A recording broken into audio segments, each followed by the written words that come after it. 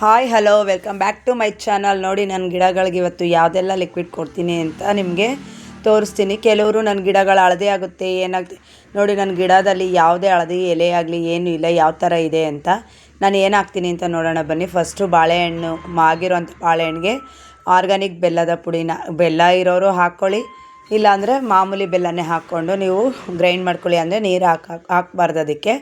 ಆ ಥರ nice paste ಮಾಡಿಕೊಂಡು ಒಂದು ಏರ್ ಟೈಟ್ ಅಂದರೆ ವೈಟ್ದು ಬಾಕ್ಸು, ಮುಚ್ಚಳ ಇರೋ ಅಂಥ ಬಾಕ್ಸಿಗೆ ಅದನ್ನು ನೀರು ಹಾಕ್ತಲೇ ಹಾಕಿ ಇಡಬೇಕು. ನೋಡಿ ನಾನು ಬಾಳೆಹಣ್ಣಿನೆಲ್ಲ ಈ ಥರ ಮಾಗಿರೋದನ್ನು, ಅಂದರೆ ಇದು ಪಚ್ಚಬಾಳೆಹಣ್ಣಿನಲ್ಲಿ ತುಂಬ ಪೊಟ್ಯಾಷಿಯಮ್, ಕ್ಯಾಲ್ಸಿಯಂ, ಮೆಗ್ನೀಷಿಯಮ್ ಗಿಡಗಳಿಗೆ ಬೇಕಾದಂಥ ಎಲ್ಲ ಅಂಶಗಳಿರುತ್ತೆ. ಮತ್ತು ಬೆಲ್ಲದಲ್ಲಿ ಐರನ್ ಕಂಟೆಂಟ್, ಕಬ್ಬಿಣಾಂಶ ಹೇರಳವಾಗಿರೋದ್ರಿಂದ ಗಿಡಗಳಿಗೆ ಯಾವುದೇ ಕಬ್ಬಿಣಾಂಶದ ಕೊರತೆ ಆಗಲಿ ಏನೂ ಆಗೋದಿಲ್ಲ. ಹಂಗಾಗಿ ನಾನು ಈ ರೀತಿ ಬಾಳೆಹಣ್ಣನ್ನೆಲ್ಲ ವೇಸ್ಟ್ ಮಾಡೋದಿಲ್ಲ, ಅದನ್ನೆಲ್ಲ ಗಿಡಕ್ಕೆ ಉಪಯೋಗಿಸ್ತೀನಿ. ಅದಕ್ಕಾಗಿ ಹೇಳ್ತಾ ಇದ್ದೀನಿ ನೋಡಿ. ಮತ್ತು 2 ಸ್ಪೂನ್ ಆರ್ಗ್ಯಾನಿಕ್ ಬೆಲ್ಲ. ಕೆಲವ್ರು ಕೇಳ್ತಾರೆ ಬೆಲ್ಲ ಹಾಕೋದ್ರಿಂದ ಇರುವೆ ಬರೋಲ್ಲ ಅಂತ. ನನ್ನ ಗಾರ್ಡನಲ್ಲಿ ಯಾವ ಇರುವೆನೂ ಇಲ್ಲ, ತುಂಬ ಚೆನ್ನಾಗಿರುತ್ತೆ. ಡೈಲ್ಯೂಟ್ ಮಾಡಿಕೊಡ್ತೀವಿ ನಾವೇನು ಬೆಲ್ಲ ಬಾಳೆಹಣ್ಣು ಹಾಗೆ ಈಗ ರುಬ್ಬಿದ ಹಾಗೆ ಹಾಕಲ್ವಲ್ಲ, ಹಂಗಾಗಿ ಅದರಲ್ಲೇನು ಪ್ರಾಬ್ಲಮ್ ಇಲ್ಲ. ನೋಡಿ ಈ ಥರ ನುಣ್ಣಗೆ ಪೇಸ್ಟ್ ಮಾಡಿ ಈ ಥರ ರುಬ್ಕೊಂಡು ನಾನು ಇಟ್ಕೊಳ್ಳೋಂಥದ್ದು. ನೋಡಿ ಅದು ಡೈಲ್ಯೂಟ್ ಅಂದರೆ ಒಂದು ನೈಟ್ ಇಟ್ಟಿದ್ದೆ, ಇವಾಗ ಅದು ತುಂಬ ಚೆನ್ನಾಗಿ ಲಿಕ್ವಿಡ್ ತಯಾರಾಗಿದೆ. ಅದನ್ನು ನಾನು ಇವಾಗ ಒಂದು 20 ಲೀಟ್ರ್ ಬಕೆಟ್ಗೆ, ಅದು ಒಂದು ಬಾಕ್ಸು ನಾನು ಅಳತೆ ಇಟ್ಕೊಂಡಿದ್ದೀನಿ, ಅದರಲ್ಲಿ ಒಂದು ಬಾಕ್ಸ್ ಮಾಡಿದ್ನಲ್ಲ ಅದಕ್ಕೆ 20 ಲೀಟ್ರ್ ನೀರನ್ನ ಚೆನ್ನಾಗಿ ಮಿಕ್ಸ್ ಮಾಡ್ಕೊತಾ ಇದ್ದೀನಿ. ಯಾವ ಥರ ಅಂದರೆ ತುಂಬ ಚೆನ್ನಾಗಿ ಡೈಲ್ಯೂಟ್ ಮಾಡಿಕೊಂಡ್ರೆ ಗಿಡಗಳಿಗೂ ಅಷ್ಟೇ ತುಂಬ ಬೇಗ ಅಬ್ಸರ್ವೇಷನ್ ಮಾಡೋದಕ್ಕೂ ತುಂಬ ಈಸಿ ಆಗುತ್ತೆ. ಚೆನ್ನಾಗಿ ಡೈಲ್ಯೂಟ್ ಮಾಡಬೇಕು. ಬೆಲ್ಲ ಬಾಳೆಹಣ್ಣು ಪರ್ಮಿಟೇಷನ್ ಆಗಿರೋದಿರುತ್ತಲ್ಲ ಅದೆಲ್ಲ ಫುಲ್ಲು ಈ ರೀತಿ ನೀರಲ್ಲಿ ಚೆನ್ನಾಗಿ ಮಿಕ್ಸ್ ಆಗಬೇಕು, ಆ ರೀತಿ ಮಿಕ್ಸ್ ಮಾಡ್ಕೊಬೇಕು. ನಾನು ಈ ರೀತಿ ಮಿಕ್ಸ್ ಮಾಡ್ತಾಯಿದ್ದೀನಿ ನೋಡಿ. ನಾನು 20 ಲೀಟ್ರ್ ಬಕೆಟು ಮತ್ತು ಅದೊಂದು ಬಾಕ್ಸು ಅಳತೆಗೆ ಇಟ್ಕೊಂಡಿದ್ದೀನಿ. ನಾನು ಯಾವಾಗಲೂ ಅಷ್ಟೇ ಗಿಡಗಳಿಗೆ ನಾನು ಹೇಳ್ತೀನಿ, ಜಾಸ್ತಿ ನಾನು ಆರ್ಗ್ಯಾನಿಕ್ಕೇ ಬಳಸೋದು, ನಂದು ಈ ಥರದ್ದು ಕೆಮಿಕಲ್ ಗೊಬ್ಬರಗಳನ್ನ ಹಾಕೋದಿಲ್ಲ ಅಂತ. ಅದೇ ರೀತಿಯೇ ಮಾಡಿ ನಾನು ಗಿಡಗಳನ್ನ ಬೆಳೆಸೋ ಹಂಗಾಗಿ ಹೇಳ್ತಾ ಇದ್ದೀನಿ ನೋಡಿ. ಈ ಥರ ಡೈಲ್ಯೂಟ್ ಮಾಡಿ ಆಲ್ರೆಡಿ ಮಣ್ಣನ್ನು ನಾನು ಲೂಸ್ ಮಾಡಿ ಇಟ್ಕೊಂಡಿರ್ತೀನಿ. ಯಾಕೆಂದರೆ ವೀಡಿಯೋ ಮಾಡುವಾಗ ಲೆಂತಿ ವೀಡಿಯೋ ಆಗುತ್ತೆ ಅಂತ. ಕೆಲವೊಂದು ಗಿಡಗಳ ಅಳತೆ ನೋಡಿಕೊಂಡು ನಾನು, ಅಂದರೆ ಚೀಲದಿಂದ ಆಚೆ ಹೋಗ್ದಾಗೆ ಗಿಡಗಳ ಅಳತೆ ನೋಡಿಕೊಂಡು ಕೊಡ್ತೀನಿ. ನಾನು ಇದೇ ರೀತಿ ಕೊಡೋದು ನೋಡಿ. ನಾನು ಕಟಿಂಗ್ ಎಲ್ಲ ಮಾಡಿದ್ಮೇಲೆ ಪ್ರೂನಿಂಗ್ ಮಾಡಿದ್ನಲ್ಲ, ಅದು ವೀಡಿಯೋ ತೋರಿಸಿದ್ನಲ್ಲ, ಗಿಡ ಎಲ್ಲ ಕಟ್ಟಿರೋದು ಮತ್ತು ಪ್ರೂನಿಂಗ್ ಮಾಡಿರೋದು ನೋಡಿ ಯಾವ ಥರ ಇದೆ ಗಿಡಗಳು ಅಂತ. ನೋಡಿ ಅಲ್ಲಿ ಗಾಳಿ ಆಡೋಕ್ಕೆ ಯಾವ ಥರ ಜಾಗ ಇದೆ ಮತ್ತು ಐರ್ ಬರೋಕ್ಕೂ ಜಾಗ ಇದೆ. ನಾನು ಎಲ್ಲ ಸೇವಂತಿಗೆ ಸಸಿ, ಗುಲಾಬಿ ಸಸಿ, ಪ್ರತಿಯೊಂದು ಸಸಿಗೂ ಕೂಡ ಇದೇ ರೀತಿ ಲಿಕ್ವಿಡ್ ಮಾಡಿಕೊಡ್ತಾ ಇರೋದು. ಯಾಕೆಂದರೆ ನಮ್ಮಲ್ಲಿ ಮಳೆ ಇಲ್ಲದೆ ಇರೋ ಕಾರಣ ನಾನು ಈ ರೀತಿ ಲಿಕ್ವಿಡ್ಗಳನ್ನ ಕೊಡ್ತಾ ಇರೋದು. ಮಳೆ ಬಂದರೆ ನಾನು ಬೇರೆ ರೀತಿ ಗೊಬ್ಬರಗಳನ್ನ ಕೊಟ್ಕೊತೀನಿ. ಈಗ ಮಳೆ ಇಲ್ಲದೆ ಇರೋ ಕಾರಣ ನಾನು ಗಿಡಗಳಿಗೆ ಈ ರೀತಿ ಲಿಕ್ವಿಡ್ನ ಕೊಡ್ತಾ ಇರೋವಂಥದ್ದು. ಹೀಗೆ ಯಾವುದೇ ಗೊಬ್ಬರ ಕೊಡ್ತಾಯಿಲ್ಲ, ಲಿಕ್ವಿಡ್ ಅಷ್ಟೇ ಕೊಡ್ತಾಯಿದ್ದೀನಿ. ನಾನು ಪ್ರತಿಯೊಂದು ಗಿಡಕ್ಕೂ ಅಷ್ಟೇ, ಸೇವಂತಿಗೆ ಆಗಿರ್ಬೋದು, ಗುಲಾಬಿ ಗಿಡಕ್ಕೆ ಆಗಿರ್ಬೋದು, ನೋಡ್ತಾ ಇರ್ಬೋದು ನೀವು. ನಾನಂತೂ ಇದೇ ರೀತಿ ಲಿಕ್ವಿಡ್ಗಳು ಮಾಡಿಕೊಡೋದ್ರಿಂದ ನನ್ನ ಗಾರ್ಡನಲ್ಲಿ ಯಾವುದೇ ಎಲೆ ಹಳದಿ ಆಗೋದಾಗಲಿ ಅಥವಾ ಕಪ್ಪು ಏನಾಗಲಿ ಯಾವುದೂ ಇಲ್ಲ. ನೋಡಿ ಅದು ಯೆಲ್ಲೋ ಕಲರ್ ಫ್ಲವರು ತುಂಬ ಇದೆ, ತುಂಬಾ ಚೆನ್ನಾಗಿದೆ ಅದು ಕಲರ್ ಅಂತೂ ನೋಡೋಕ್ಕೆ ಅಷ್ಟು ಚೆನ್ನಾಗಿದೆ. ನೋಡಿ ನಾನು ಚಿಕ್ಕ ಚಿಕ್ಕ ಗಿಡ ಪಾಟಲ್ಲಿ ಗ್ರೋ ಬ್ಯಾಗಲ್ಲೇ ಬೆಳೆಸ್ತೀನಿ. ಕೆಲವರು ನೆಲದಲ್ಲಿ ಹಾಕಿದ್ದೀರಾ ಅದಕ್ಕೆ ಅಷ್ಟು ಚೆನ್ನಾಗಿದೆ. ನೋಡಿ ನಾನು ಮಳೆ ಬಂದಾಗೂ ಕೂಡ ಅದನ್ನು ಯಾವುದನ್ನು ಚೇಂಜ್ ಮಾಡಲ್ಲ, ಎಲ್ಲ ಹಾಗೇ ಇರುತ್ತೆ. ಯಾವುದೊಂದು ಗಿಡನೂ ಹಾಳಾಗಿಲ್ಲ. ನಿಮಗೆ ವೀಡಿಯೋದಲ್ಲಿ ನಾನು ತೋರಿಸ್ತಾನೆ ಇರ್ತೀನಿ ನೋಡಿ. ಗುಲಾಬಿ ಗಿಡಗಳೆಲ್ಲ ಪ್ರೂನಿಂಗ್ ಆದಮೇಲೆ ತುಂಬ ಚೆನ್ನಾಗಿ ಮೊಗ್ಗು ಮತ್ತು ಚಿಗುರುಗಳು ಬರ್ತಾಯಿದೆ. ನನಗೆ ಏನು ಖುಷಿ ಗೊತ್ತಾ, ಗುಲಾಬಿ ಗಿಡಗಳಲ್ಲಿ ಹೂ ಬರಲ್ಲ ಅಂತೀರ, ಬಟ್ ನನ್ನ ಗಾರ್ಡನಲ್ಲಿ ಎಲ್ಲ ಪ್ರತಿಯೊಂದು ಗಿಡದಲ್ಲೂ ಕೂಡ ಹೂ ತುಂಬಿ ತುಳುಕುತ್ತೆ. ಮತ್ತು ಒಳ್ಳೊಳ್ಳೆ ಕೆಂಪು ಚಿಗುರುಗಳು ಬಂದ್ರೇ ಮೊಗ್ಗು ಚೆನ್ನಾಗಿ ಸಿಗೋದು. ನಾನು ಈ ರೀತಿ ಲಿಕ್ವಿಡ್ಗಳು ಕೊಟ್ಕೊಂಡೇ ನನ್ನ ಗಿಡಗಳನ್ನ ಉಳಿಸ್ಕೊಳ್ಳೋದು. ಕೆಮಿಕಲ್ ಬಳಸೋದ್ರಿಂದ ಕೆಲವರೆಲ್ಲ DIP ಅಂತೆ, NPK ಅಂತೆ ಆ ಥರದ್ದೆಲ್ಲ ಬಳಸ್ತಾರೆ. ಬಟ್ ನನ್ನ ವೀಡಿಯೋಗಳನ್ನ ನೋಡಿರೋರಿಗೆ ಸಾಮಾನ್ಯ ಗೊತ್ತಿರುತ್ತೆ, ನಾನು ಯಾವುದೇ ಕೆಮಿಕಲ್ನ ಹಾಕಲ್ಲ. ಆರ್ಗ್ಯಾನಿಕ್ಕಾಗೆ ನನ್ನ ಗಿಡಗಳಿಗೆ ಲಿಕ್ವಿಡ್ ಆಗಲಿ ಗೊಬ್ಬರ ಆಗಲಿ ಕೊಡೋದು. ಅದರಿಂದ ಹೆಲ್ದಿಯಾಗೂ ಇರುತ್ತೆ ಮತ್ತು ಗಿಡಗಳಿಗೂ ಯಾವುದೇ ಸೈಡ್ ಎಫೆಕ್ಟ್ ಇರೋದಿಲ್ಲ. ತುಂಬ ಚೆನ್ನಾಗಿ ಗಿಡಗಳು ಇರುತ್ತೆ, ಹಾಳಾಗೋದಿಲ್ಲ. ನೋಡ್ತಾ ಇರ್ಬೋದು ನೀವು ಯಾವ ಥರ ಇವೆ ನಮ್ಮ ಗಿಡಗಳು ಅಂತ. ಇದೇ ರೀತಿಯೇ ನಾನು ಇಟ್ಕೊಂಡಿರೋ ಅಂಥದ್ದು, ಹಂಗಾಗಿ ನಿಮಗೆ ಹೇಳ್ತಾ ಇದ್ದೀನಿ ಅಷ್ಟೇ.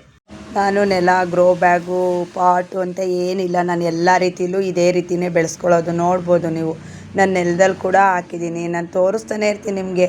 ನೆಲದಲ್ಲೂ ಬೆಳೆಸ್ತೀನಿ, ಗ್ರೋ ಬ್ಯಾಗಲ್ಲೂ ಬೆಳೆಸ್ತೀನಿ, ಪಾಟಲ್ಲೂ ಬೆಳೆಸ್ತೀನಿ. ಪ್ರತಿಯೊಂದರಲ್ಲೂ ಬೆಳೆಸೋದನ್ನು ನಾನು ನಿಮಗೆ ತೋರಿಸ್ತಾನೆ ಇರ್ತೀನಿ. ಇದು ಒಂದು ಮೆಥಡ್ ಆದರೆ ಮತ್ತಿನ್ನೂ ಒಂದು ಮೆಥಡಲ್ಲೂ ಕೂಡ ನಾನು ಲಿಕ್ವಿಡ್ಗಳನ್ನ ಮಾಡ್ತೀನಿ. ಟೈಮಿಲ್ಲ ರುಬ್ಬಕ್ಕೆ ಮತ್ತು ಟೈಮಿಲ್ಲ ಅನ್ನೋಂಥವ್ರಿಗೆ ಇನ್ನೂ ಒಂದು ಮೆಥಡ್ ಇದೆ. ಆ ಮೆಥಡ್ ಕೂಡ ನಾನು ಹೇಳ್ಕೊಡ್ತೀನಿ. ತುಂಬ ಈಸಿಯಾಗಿ ಮಾಡ್ಕೊಬೋದು. ಎಲ್ಲ ಕೆಲ್ಸಕ್ಕೆ ಹೋಗೋರು ಕೂಡ ಟೈಮಿಲ್ಲ ಅಂದರೂ ಕೂಡ ಆ ವಿಡಿಯೋನ ಮಾಡೋ ಅಂಥದ್ದಿದೆ. ತುಂಬ ನೋಡಿ ನಾನು ಎಲ್ಲ ಗಿಡಗಳಿಗೂ ಹಾಕ್ತಾ ಇರೋವಂಥದ್ದು. ನೋಡಿ ನನ್ನ ಸೇವಂತಿಗೆ ಗಿಡ ಎಲ್ಲಾನ ಗಿಡ ಹಳದಿ ಆಗಿದೆಯಾ, ಫುಲ್ಲು ಹಚ್ಚ ಗ್ರೀನೇ ಆಗಿರೋದಕ್ಕೆ ಕಾರಣವೇ ನಾನು ಕೊಡುವಂಥ ಲಿಕ್ವಿಡ್ಗಳಷ್ಟೇ ಮತ್ತು ಗೊಬ್ಬರಗಳಷ್ಟೇ. ನಾನು ಯಾವುದೇ ಕೆಮಿಕಲ್ ಬಳಸಲ್ಲ ಅಂತ ಪದೇ ಪದೇ ಹೇಳ್ತೀನಿ. ತುಂಬ ಜನ ಕೇಳ್ತೀರ, ಅಕ್ಕ ನಿಮ್ಮ ಗಿಡದಲ್ಲಿ ಅಷ್ಟು ಚೆನ್ನಾಗಿ ಹೂ ಬರುತ್ತೆ, ನಮ್ಮ ಗಿಡದಲ್ಲಿ ಬರೋಲ್ಲ, ನಿಮ್ಮ ಗಿಡದಲ್ಲಿ ಹಳದಿನೇ ಆಗಿಲ್ಲ ಅಂತೆಲ್ಲ. ನಾನು ಯಾವುದೇ ಕೆಮಿಕಲ್ ಬಳಸಲ್ಲ. ನಾನು ಈ ರೀತಿ ಲಿಕ್ವಿಡ್ ಅಥವಾ ಗೊಬ್ಬರಗಳನ್ನ ಕೊಟ್ಕೊಂಡು, ಅಂದರೆ ನಾನು ಆರ್ಗಾನಿಕ್ಕು ಜಾಸ್ತಿ ಯೂಸ್ ಮಾಡೋದ್ರಿಂದ ನನ್ನ ಗಿಡಗಳು ಅಷ್ಟು ಚೆನ್ನಾಗಿರುತ್ತೆ, ಯಾವುದೇ ರೀತಿ ಹಾಳಾಗೋದಿಲ್ಲ. ಹಂಗಾಗಿ ಹೇಳ್ತೀನಿ ನೋಡಿ ನೀವು ಎಷ್ಟು ನೀಟಾಗಿದೆ ಅಂತ. ದಾಸವಾಳ ಆಗಿರ್ಬೋದು, ಗುಲಾಬಿ ಆಗಿರ್ಬೋದು, ಪ್ರತಿಯೊಂದು ಗಿಡಕ್ಕೂ ನಾನು ಬದನೆ ಗಿಡ, ಸೇವಂತಿಗೆ ಗಿಡ ಇಂಥದ್ದು ಅಂತ ಏನಿಲ್ಲ. ನಾನೆಲ್ಲ ಪ್ರತಿಯೊಂದು ನೋಡಿ ಪಾಲಕ್ ಸೊಪ್ಪಿಗೂ ಕೂಡ ಹಾಕ್ತೀನಿ. ನಾನು ಅದೇ ಗಿಡ ಇದೇ ಗಿಡ ಅಂತ ಏನಿಲ್ಲ, ಎಲ್ಲ ಗಿಡಕ್ಕೂ ನೋಡಿ ನಾನು ಕೊಡೋವಂಥ ಲಿಕ್ವಿಡ್ಗಳಿಂದ ಗಿಡಗಳಲ್ಲಿ ಎಷ್ಟು ಹೂ ತುಂಬಿದೆ ಅಂತ. ಇಷ್ಟೊಂದು ಥರ ಹೂ ಬರುತ್ತೆ. ಇದಕ್ಕೆಲ್ಲ ನಾನು ಯಾವುದೇ ಕೆಮಿಕಲ್ ಗೊಬ್ಬರ ಹಾಕೋದಿಲ್ಲ. ಹಂಗಾಗಿ ಹೇಳ್ತಾ ಇದ್ದೀನಿ, ನೀವು ಈ ಥರ ಯೂಸ್ ಮಾಡಿ ನೋಡಿ, ಗೊತ್ತಾಗುತ್ತೆ ನಿಮಗೂ ರಿಸಲ್ಟು. ನಾನು ಇಷ್ಟೊಂದು ಹೂ ಬರೋದಕ್ಕೆ ನಾನು ಕೊಡೋವಂಥ ಲಿಕ್ವಿಡ್ಗಳಾಗಿರ್ಬೋದು, ಗೊಬ್ಬರಗಳಾಗಿರ್ಬೋದು ಅದೇ ಕಾರಣ. ಶುಕ್ರವಾರ ಪೂಜೆ ಮಾಡೋದಕ್ಕೆ ಅಂತೇಳಿ ಹೂನೆಲ್ಲ ಹಾರ್ವೆಸ್ಟ್ ಮಾಡ್ಕೊತಾ ಇದ್ದೀನಿ. ಹಂಗೆ ನಿಮಗೂ ತೋರಿಸೋಣ ಅಂತ ಹೇಳ್ಬಿಟ್ಟು ತೋರಿಸ್ತಾ ಇದ್ದೀನಿ. ನೋಡಿ ಇಷ್ಟೊಂದು ಹೂಗಳಿರುತ್ತೆ ನನಗೆ ಗಾರ್ಡನಲ್ಲಿ. ನಮ್ಮ ದೇವ್ರ ಪೂಜೆಗೆ ಅಂತ ನಾನು ಯಾವುದೇ ಹೂವು ಕೊಂಡೋದಿಲ್ಲ. ಇದೇ ರೀತಿಯೇ ನೋಡಿ ಎಷ್ಟೊಂದಿದೆ ಅಂತ. ಆ ಥರ ನನ್ನ ಗಾರ್ಡನಲ್ಲಿ ಹೂಗಳು ಬಿಡೋವಂಥದ್ದು. ತುಂಬ ಗಾಳಿ ಬರ್ತಾ ಇದೆ. ನನಗಂತೂ ನೀರುಗಳು ಹಾಕೋದಕ್ಕೆ ದಿನಗಳಾಗುತ್ತೆ. ಬುಧವಾರದವರೆಗೂ ಪಾರ್ಸಲ್ ಇರುತ್ತೆ.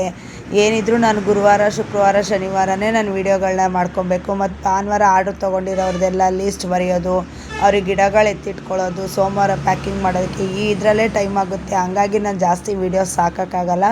ನೋಡಿ ನನ್ನ ಗಾರ್ಡನಲ್ಲಿ ಯಾವ ಥರ ಇದೆ ಅಂತ. ಅದು ದಾಸವಾಳ ನೋಡಿ ಎಷ್ಟು ಅಗಲ ಇದೆ ಅಂತ. ನೋಡಿ ಡಾಲಿಯಾ, ಕೆಲವ್ರು ಹೇಳ್ತೀರಾ ಡಾಲಿಯಾ ಬರುತ್ತೆ ಅಂತ. ನೋಡಿ ನನ್ನಲ್ಲಿ ಡಾಲಿಯಾ ಕೂಡ ಇದೆ. ನಾನು ಎಲ್ಲ ಹೂಗಳನ್ನೂ ಹಾರ್ವೆಸ್ಟ್ ಮಾಡ್ಕೊತಾ ಇದ್ದೀನಿ. ಯಾಕೆಂದರೆ ಪೂಜೆ ಮಾಡಬೇಕಲ್ವಾ, ಹಂಗಾಗಿ ತುಂಬಾ ಹೂ ಬಿಟ್ಟಿರುತ್ತೆ ನನ್ನ ಗಾರ್ಡನಲ್ಲಿ. ನಾನು ಹಾರ್ವೆಸ್ಟೇ ಮಾಡಲ್ಲ. ತುಂಬ ಜನ ಕೇಳ್ತಾರೆ ಏನಕ್ಕೆ ನೀವು ಹೂ ತೆಗಿಯಲ್ಲ ಅಂತ. ನನಗೇನೋ ಗಿಡದಲ್ಲಿದ್ರೇ ಖುಷಿ, ಹಂಗಾಗಿ ನಾನು ಯಾವುದೇ ಹೂವು ತೆಗಿಯಲ್ಲ. ಆದರೆ ಸೋಮವಾರ ಮತ್ತು ಶುಕ್ರವಾರ ಮಾತ್ರ ಹೂಗಳನ್ನ ಹಾರ್ವೆಸ್ಟ್ ಮಾಡೋಂಥದ್ದು. ಇವತ್ತು ಕೂಡ ಬೆಳಗ್ಗೆ ಯಾಕೆ ಇವಾಗ ವಿಡಿಯೋ ಮಾಡ್ಕೊತಾ ಇದ್ದೀನಿ ಅಂದರೆ, ಬೆಳಗ್ಗೆ ಎಲ್ಲ ಕಾಯಿ ಕೀಳ್ಸೋದೇ ಆಗಿತ್ತು. ನೋಡಿ ಇಷ್ಟು ಕಾಯಿ ಸಿಕ್ಕಿತ್ತು ಒಂದು ಮರದ್ರಲ್ಲೇ. ಹೋದ ಸಲನೂ ನಾನು ವಿಡಿಯೋ ಹಾಕಿದೆ ಕಾಯಿ ಕೀಳೋದನ್ನು. ಈ ಸಲ ವಿಡಿಯೋ ಏನು ಮಾಡಲಿಲ್ಲ. ನೋಡಿ ಇಷ್ಟು ಕಾಯಿತ್ತು. ಹೋದ ಸಲ ಅದೆಲ್ಲ ಸೇಲಾಗಿ ಮತ್ತಿಷ್ಟು ಕಾಯಿ ಕಿತ್ತು ಹಾಕಿದ್ದಾರೆ. ನೋಡಿ ಇನ್ನೂ ಗಿಡಗಳೆಲ್ಲ ಇವೆ, ಬೇಕು ಅಂದರೆ ಪರ್ಚೇಸ್ ಮಾಡ್ಕೊಳ್ಳಿ. ತುಂಬ ಗಿಡಗಳೇನಿಲ್ಲ, ಸ್ವಲ್ಪ ಗಿಡಗಳೇ, ಎಲ್ಲ ಸೋಲ್ಡ್ ಔಟ್ ಆಗಿದೆ. ನೋಡ್ಬೋದು ನೀವು, ಇಷ್ಟೇ ಗಿಡಗಳು ಉಳ್ಕೊಂಡಿರೋದು. ನಾನು ಗಿಡಗಳನ್ನ ತರ್ತಿದ್ದಂಗೆ ನನ್ನ ಹತ್ರ ಸ್ಟಾಕ್ ಖಾಲಿ ಆಗೋಗುತ್ತೆ. ನನಗೆ ಆರ್ಡರ್ ಕೊಡೋಕ್ಕೆ ಟೈಮ್ ಸಾಕಾಗಲ್ಲ, ಅಷ್ಟು ಗಿಡಗಳು ಹೋಗಿರುತ್ತೆ. ಹಂಗಾಗಿ ಹೇಳ್ತೀನಿ ನೋಡಿ ಎಷ್ಟು ಚೆನ್ನಾಗಿದೆ ಅಂತ. ಈ ರೀತಿ ನಾನು ಬೆಳೆಸೋ ಅಂಥದ್ದು. ನೋಡಿ ಇದು ದಾಸವಾಳ ಎಲ್ಲ ನೋಡಿ ಎಲ್ಲ ತೆಗೆದುಬಿಟ್ಟಿದ್ದೀನಿ ನಾನು. ಮತ್ತೆ ಸೋಮವಾರ ಪ್ಯಾಕಿಂಗ್ ಮಾಡೋದಕ್ಕೆ ಅಂತ ಕೆಲವೊಂದು ಗಿಡಗಳನ್ನ ಸೈಡಲ್ಲಿ ಇಟ್ಕೊಂಡಿದ್ದೀನಿ. ಒಬ್ಬೊಬ್ರಿಗೆ ಅಂಥೇಳಿ ಡಿವೈಡ್ ಎಲ್ಲ ಮಾಡಿ ಇಟ್ಕೊಂಡಿರ್ತೀನಿ. ಈ ರೀತಿ ನಾನು ಇಟ್ಕೊಂಡಿರೋ ಅಂಥದ್ದು. ನೋಡ್ಬೋದು ನೀವು ಎಷ್ಟು ಚೆನ್ನಾಗಿ ಗಿಡಗಳನ್ನ ಡಿವೈಡ್ ಮಾಡಿ ಇಟ್ಟಿದ್ದೀನಿ ಅಂತ. ಮಧ್ಯ ಜಾಗ ಇದೆಯಲ್ಲ, ಅದು ಈ ಬಲ್ಕಲ್ಲಿ ಆರ್ಡ್ರ್ ಮಾಡಿರೋ ಅಂಥವ್ರಿಗೆ ಸೈಡಲ್ಲಿ ಇಷ್ಟಿಷ್ಟು ಗಿಡ ಅಂತ ಹೇಳಿ ಎತ್ತಿಟ್ಕೊಂಡಿರ್ತೀನಿ. ಯಾಕೆಂದರೆ ನಮಗೆ ನೆನಪಿರ್ಬೇಕಲ್ವ, ಅವ್ರಿಗೆ ಟೈಮಿಗೆ ಕರೆಕ್ಟಾಗಿ ನಾವು ಗಿಡನೂ ಕೊರಿಯರ್ ಮಾಡಬೇಕಲ್ವ. ಹಂಗಾಗಿ ಎಲ್ಲನೂ ಈ ರೀತಿ ಎತ್ತಿಟ್ಕೊಂಡಿರ್ತೀನಿ. ಹಂಗಾಗಿ ಈ ಸೈಡಲ್ಲಿ ಅದಿದೆ ನೋಡಿ. ನಾನು ಇಲ್ಲಿ ಹೂನೆಲ್ಲ ಹಾರ್ವೆಸ್ಟ್ ಮಾಡ್ಕೊತಾ ಇದ್ದೀನಲ್ಲ, ತುಂಬ ಅದನ್ನೆಲ್ಲ ನಮ್ಮ ಮನೆಯವ್ರು ವೀಡಿಯೋ ಮಾಡ್ತಿದ್ದಾರೆ. ನಾನು ವೀಡಿಯೋ ಮಾಡ್ತಾ ಇಲ್ಲ ಅಂದ್ಕೊಂಡು ಕಟ್ ಮಾಡ್ತಿದ್ದೀನಿ, ಅವ್ರು ವೀಡಿಯೋ ಮಾಡ್ತಾಯಿದ್ದಾರೆ. ಹಂಗಾಗಿ ನೋಡಿ ಹೆಂಗೆ ಮಾಡ್ತಾರೆ ನಮ್ಮ ಮನೆಯವರು ಅಂತ.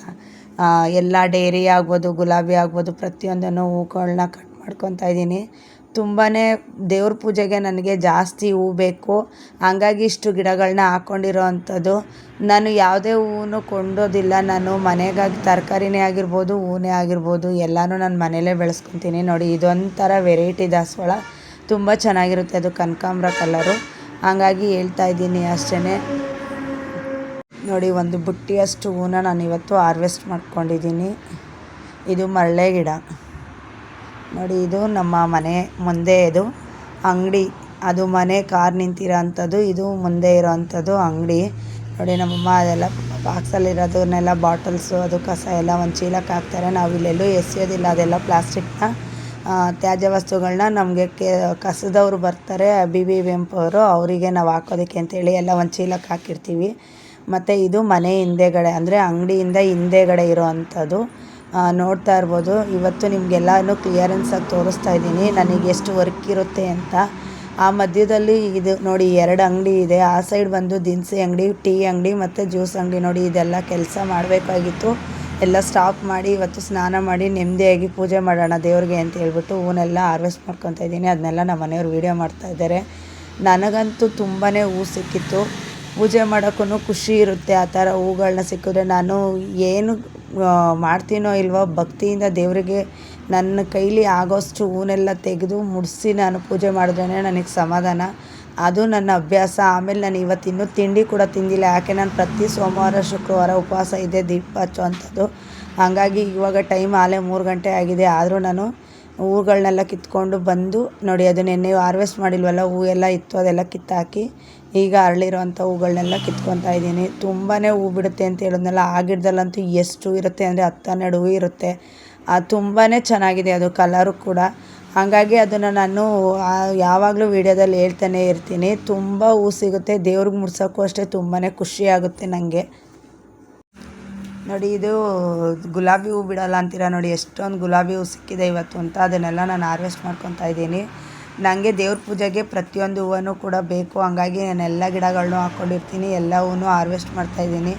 ಅಲ್ಲೊಂದು ಎಲ್ಲೋ ದಾಸವಾಳ ಅರಳಿತ್ತು, ಅದನ್ನು ಕೂಡ ಹಾರ್ವೆಸ್ಟ್ ಮಾಡ್ಕೊಂಡಿದ್ದೀನಿ. ಮತ್ತು ನೆನ್ನೆ ಅದು ಹೂ ಕೆಳಗಡೆ ಬಿತ್ತು, ಮತ್ತೆ ತೆಗೆದುಕೊಂಡೆ ನಾನು.